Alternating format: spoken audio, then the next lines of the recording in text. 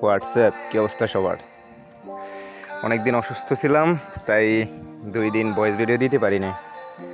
আজকে আসলাম, আর এখন মোটামুটি সুস্থ আছি, আল্লাহ পাক সুস্থ রাখছেন। তাই আজকে বের হলাম কাকা আর আমি ঘুরতে। আর আজকে কোথাও যাওয়ার টার্গেট নিয়ে বের হই নাই।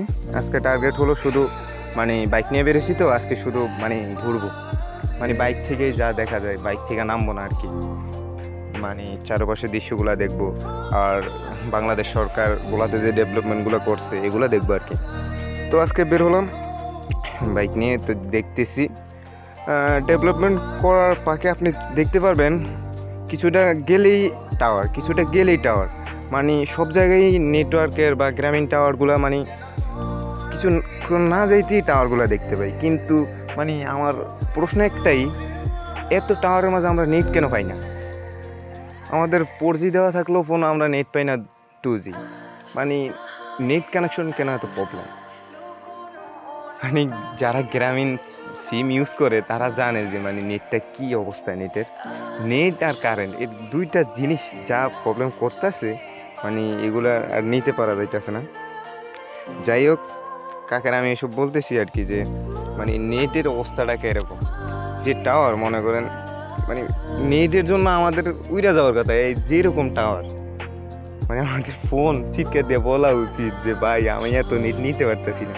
সেই জায়গায় আরও আমরা নেটের পালে ফেলে নামতে হয়, আবার ছাড়তে হয়, ফেলে নামতে হয়, আবার ছাড়তে হয়।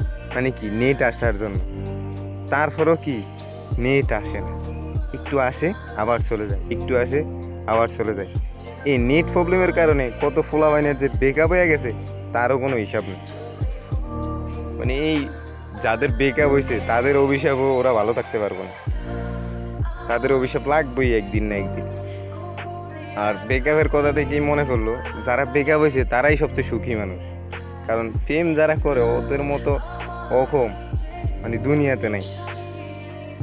প্রেম করাটা খুব কি বলবো, আর এটা ওদের ব্যাপারে বলাটাও ঠিক না। যেমন এই যে ফেরাউন রে মশাইও খায় না, মাছিও খায় না, কেন খায় না? তারে ঘিন্নায় খাইতেছে না। এই জন্য আমি প্রেম যারা করে তাদের ব্যাপারে কিছু বলতেই চাই না।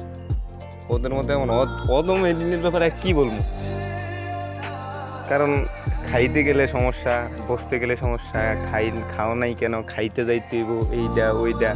আবার যখন ব্রেকআপ হয়ে যায় তখন ছেলে যায় একদিকে বলে কি মেয়েটা ভালো না, ওই সে কী রে ভাই, তোর সাথেই তো সম্পর্ক ছিল, এখন তুই আবার বলতেছিস খারাপ।